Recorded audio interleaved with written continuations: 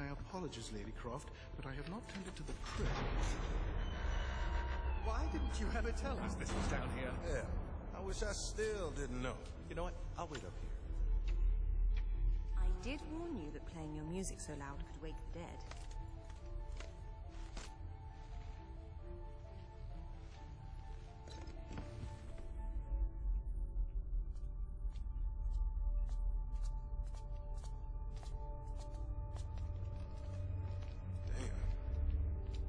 This is creepy.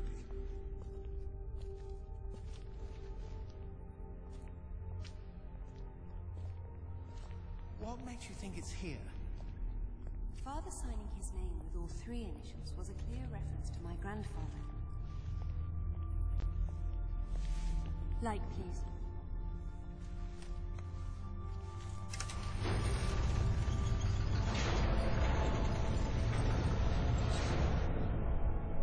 Seems my father was full of surprises. Hello people of the world, Rosie here to you, and welcome back to Let's Play Tomb Raider Underworld. Now before we do anything else real quick, I just want to mention, if you look up there, you can see an elevator shaft of sorts. So if you were wondering what was in that box zipping down so we're carrying that cutscene, I'm going to assume that it's hiking gear so that we can climb down here. And also on the Wii version of this game, something that I didn't point out in the previous episode was the fact that there's something similar to that, but it's more like a slope instead of an elevator shaft, so that's something that's pretty well worth mentioning. But in the previous episode, we explored the Wii version of Protected by the Dead because it's very different from the Xbox 360 version, and in the episode before that, we reached the ending of the ruins of Bogavati, discovered Laura's father had already found the artifact there and hid it away from Natla.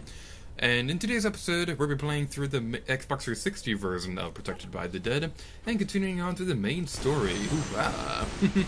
Alright then, so we have some rewards there, and it admittedly feels a little bit weird going back to this version because I just recorded a full video of the Wii version of this game, which is not going to be happening very often, although I can't exactly guarantee that because I don't remember exactly all the differences between the Wii and Xbox 360 version of this game, to be completely honest. Okay, that right there, I don't know what it is with that jump right there, but for some reason, I just can't make that jump right now. And I don't know what it is, no matter what I do. Even if it works perfectly on a practice recording, I can't make that jump. And I decided, you know what, screw it. I honestly don't care that much. I'm just going to continue on through the video, and I honestly just don't care that much. Anyway, there's a jar over here we could pick up. Also some spider enemies over here if you want to destroy them, which you probably do want to destroy, because they're pure evil. Alright, I just want to double check around here, make sure there aren't any rewards. So yeah, just like the past couple locations we've been in for Tomb Raider Underworld, there's a lot of rewards to collect, so that's certainly something that's going to be pretty interesting. I believe there's some boxes around here we can grab. To weigh down that thing. Actually, wait. Do we need to go upwards? Alright, sorry for that sudden jump cut right there. I couldn't remember what I was supposed to do for a moment. So, yay! That certainly shows how well I practiced this video. Even though I did practice for this video, but that was like a week ago. But anyway, we want to climb up here. You want to be careful so you don't fall down. And go over this way. By the way, I absolutely love how much detail there is in this level. Tomb Raider Underworld, I know I said this during the Thailand levels, but this is probably my favorite looking game in the Tomb Raider series because pretty much every level, visual-wise, has its own identity. And it's just all so gorgeous, and this is definitely one of my favorite looking games on the Xbox 360. And this may be an unpopular opinion, but I personally believe this game looks better than Tomb Raider 2013. And I'm not saying Tomb Raider 2013 doesn't look great or anything like that. That game looks amazing visual-wise. But personally speaking, I think I prefer how Tomb Raider Underworld looks in terms of graphics. Again, I don't really focus too much on graphics and things like that. I prefer gameplay, and I will always say that Tomb Raider Legends is my favorite game in the series. But in terms of graphics, Underworld is the best. And that comment right there is probably going to be outdated when they make a like the best looking Tomb Raider game that could possibly ever happen. But anyway, we go over here. We're going to want to carry this pole around with us for a moment because we're going to need it for a reward. And speaking of reward, I just remembered that I forgot to pick the one up over there. So let's backtrack a little bit. Wait, did I pick up the reward? Yes, we did, so I don't know what I was saying right there. It literally just happened 5 seconds ago. Yay, my memory is terrible. Alright, so what do you want to do? We're going to be collecting a reward real quick, so we're going to put the main puzzles on hold for a moment. Because if we go up here, around the staircase, and over here onto another staircase, we go up here, and jump.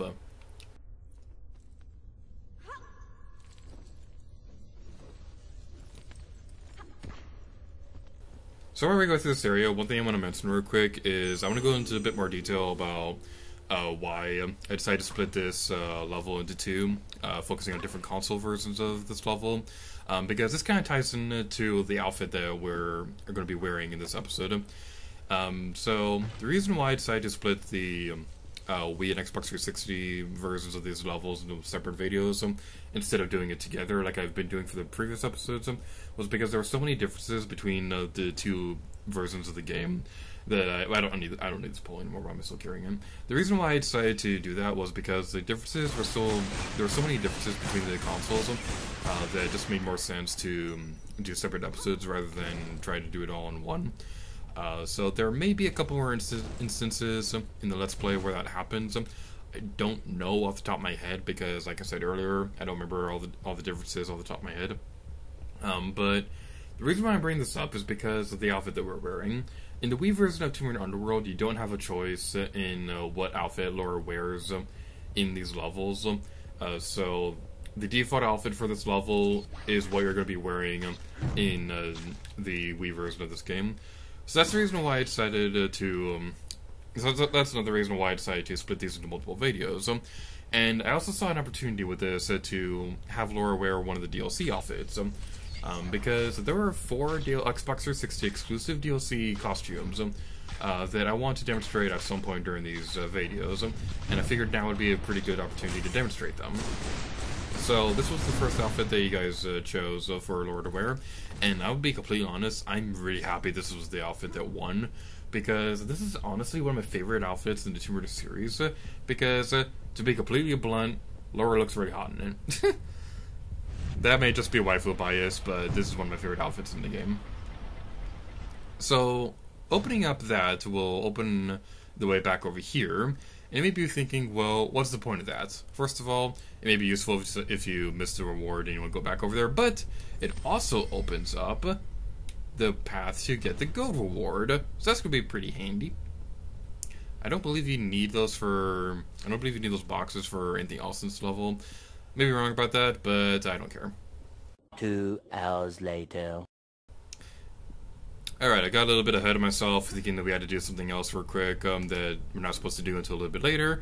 But we want to pick up these boxes, and just like what we did in Niflheim, towards the beginning of the series, we want to throw the boxes on the other side of the gate, quickly roll over here, and continue on your merry way through your path of glory. Another way you could solve this puzzle is that there are other boxes in the area that you could carry as well, and this may be a little bit quicker. Actually, I don't think it would be quicker at all, I don't know what I'm saying. My mindset was maybe quicker to carry all those boxes over here, so that you could just walk through that gate again, instead of having to climb around the long way. But to be completely honest, it takes less time to climb around the long way than it does to carry these boxes in the first place. So, yeah, this one's not on the ledge. Come on. Be on the platform. There we go. Okay, destroy the spider. So, having those boxes on the platform right there will light up a fire that will allow us to solve a puzzle. So, let's meet back over to where we were a moment ago. So now that we're back over here, what we want to do is not fall to your death. I was trying to use a grappling hook. I apparently didn't learn my lesson from the Wii version of this level. But what we want to do is, I think that was in the right position in the first place, so I think I may have messed this up. You want to pull these switches so that these metal things will turn around and only cover parts of the the glass paintings on the wall. So I believe that's what you want to do right there. Basically, you want to make a silhouette of an angel and things like that, and I think we didn't need to move that one at all. So yeah, this puzzle confuses me sometimes. Like it took me a little while to figure this one out in my practice playthrough. So hopefully we'll be able to do it with the old rap music or flash dancing. I just love this puzzle in general because it plays with the lighting system in this game, and I absolutely love it when video games do that. I love lighting systems in video games, and having a gameplay mechanic that takes advantage of that, I really like it. It's like that one level in Super Mario 3D World. I don't remember exactly the name off the top of my head. I have a caption on screen around here. But it's like that one level in Super Mario 3D World where where you're playing around with the Shadow Play Alley. That's the name of the level. Shadow Play Alley, where you're kind of in the shadows of the level, and you're just playing around with the lighting effect, and I just love that so much. It's so awesome. Actually, wait, before we go through this level, I just want to make sure we have all the rewards in this area, so I'm going to look over my notes real quick. Alright, looks like we have all the rewards that we can at this moment. If I'm not mistaken, then you should have 8 rewards at this point in the level, if you're trying to go for 100% completion. That, and of course the relic. So, just continue on over here. And this time limit for this door right here is a lot less forgiving on the Xbox 360 version. And now that I think about it, I don't think there's a time limit at all on the Wii version, so that's a little weird. But somewhere around here is a jar that I want to go destroy, because there it is. Aha! That's not what I was trying to pick up, but whatever. I couldn't see that on my good TV because I have my laptop with my notes. Get off me, spiders! Go away, go away, go away, go away, go away, go away, go away. There we go. Okay.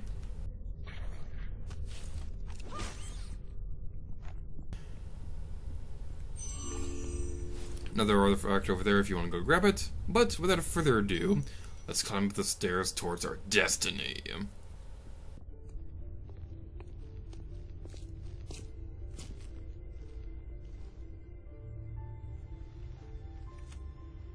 Hello, Lara. Here in this room is everything we recovered from Bogavati, Thailand. Be especially careful with the trolls. They managed to kill 6 of us before we boxed them up. They were protecting one of Thor's gauntlets and a map showing where the rest of his treasures were hidden, all of which are necessary to open the way to Avalon. The Norse believe this site contains a powerful weapon, and to safeguard against this possibility, I destroyed the original map. I hope this was not a terrible mistake, but if it was, I hope you and your mother can forgive me.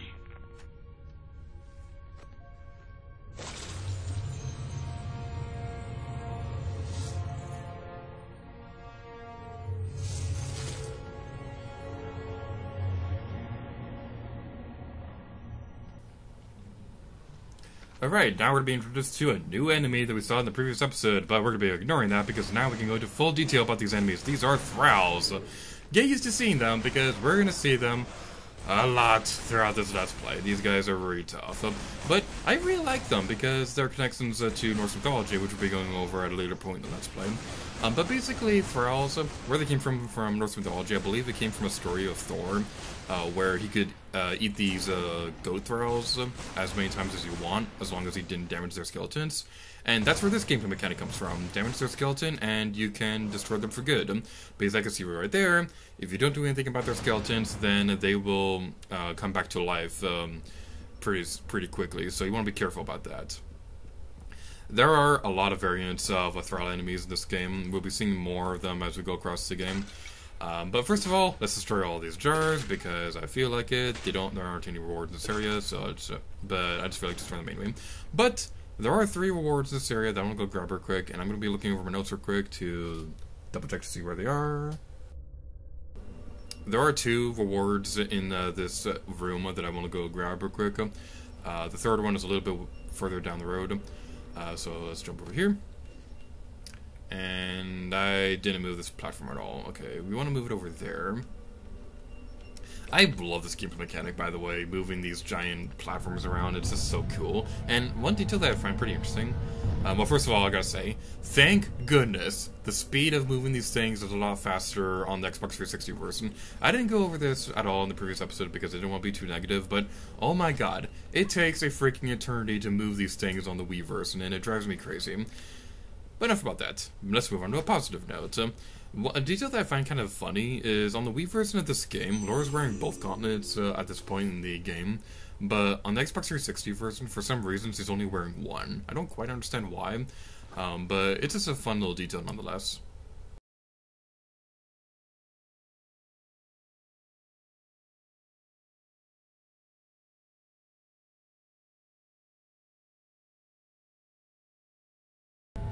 think we want to move the platform around here to get the next reward.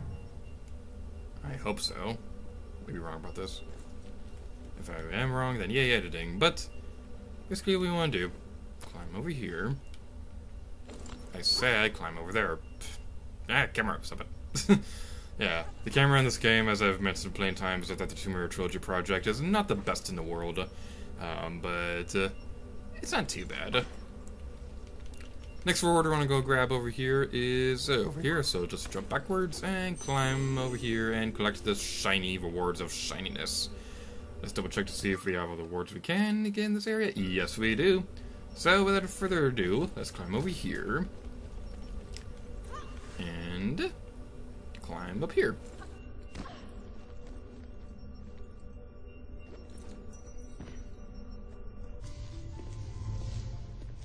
That didn't last long.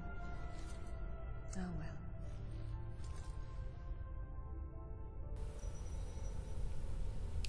Alright, so somewhere around here there should be another artifact.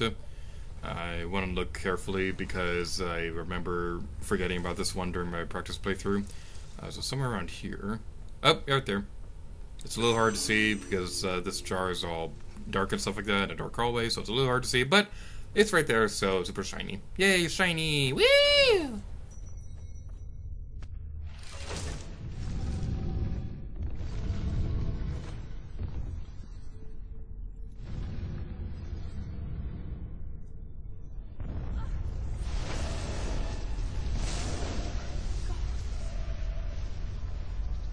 This house is on fire, fire, fire. Alright, so I mentioned in the previous episode that that cavern right there was open for you to continue exploring if you wanted to back and collect more rewards, but for some reason it's closed off on the Xbox 360 version. I don't know why they do this, but it's a little weird. But unlike the previous episode, we're actually going to continue through this level because, yay, we're making story progress. Woo! Story! So the opening of this area is very similar to the beginning of the game. In fact, it's pretty much identical. Although, fun story, the switch is on the left side of the store on the Wii version. Again, don't know why they changed that, but it's pretty interesting. So there's not really much to say about this area over here. Because it's all stuff that we've seen before, quite literally, because this was in the opening of the game. I'm not a big fan of this area. I wish there was something different, like I wish that they had a reward for you to go collect in this area while you're going through here again. And I would have also loved to see what the rest of the mansion looks like during this part of the story. We will see just how huge Laura's mansion is when we get around to the bonus episodes for Tomb Raider Legend Anniversary. There's no bonus Croft Manor epic level in this game because, well, Croft Manor is part of the main story.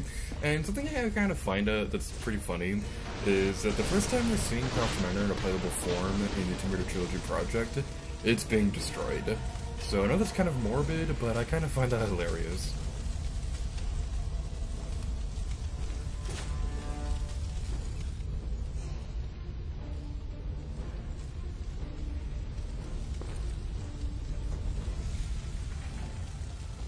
Look out! Stop! It's Lara! I know! Drop it, Zip, or I'll drop you. What? So you can shoot me again? It wasn't Lara. Why would she set fire to her own home? She got into the vault. It had to be her. Is that what happened here? Someone blew open the vault. Alright. Say it wasn't. Someone who looked a hell of a lot like you opened it using the retina scanner. Impossible. Exactly. Then what happened? She got away with Amanda's race stone. Where's Alistair? We haven't seen him. I'm going to the tech room to watch the security video. You two get out before the roof comes down.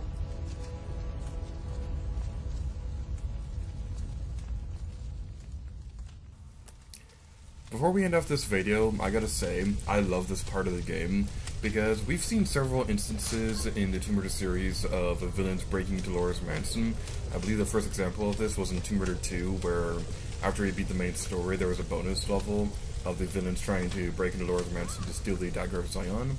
But we've never seen them succeed until now, and now that they've destroyed Laura's mansion, And among other things, we're going to see full consequences that will actually affect the story moving forward.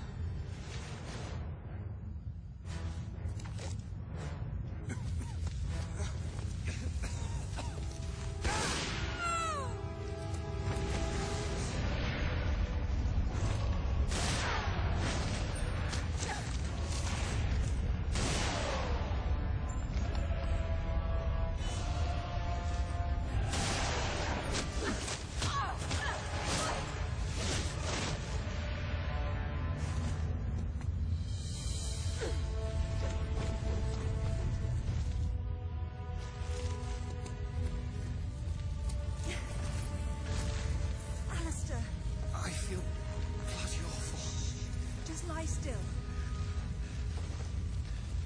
I'll see you. Alistair, hold on! See you in Avalon. Damn it!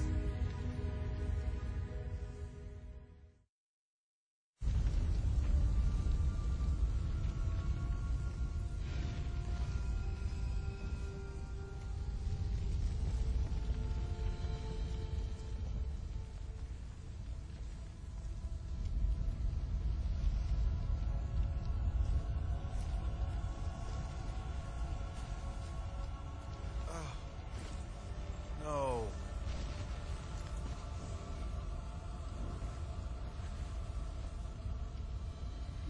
What the hell was that thing? I've only seen something like it once before. A doppelganger that Natla sent after me years ago. That one didn't have a mind of its own. But how could Natla have sent it if she's Amanda's prisoner? They're a team of sorts now. Amanda and Natla, her pet Atlantean god. What are we going to do? After I deal with the authorities, I'm going to southern Mexico to retrieve Thor's belt. What? Alistair's dead, and it's just business as usual? I need Thor's belt to get his hammer, and I need the hammer to kill a god.